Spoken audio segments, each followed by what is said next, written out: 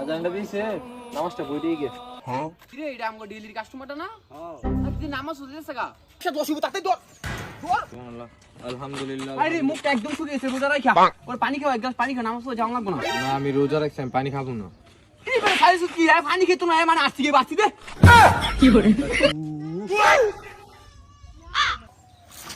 আসির মুখ কাটা হয় বকে মুখ কাটা হয় দে খাইবো খা খানা পিছু কানে কি না করে? না আমি রোজা ভাঙবো না, আমি খাবো না। আমি রোজা রাখছি, খাবো না খাবো না।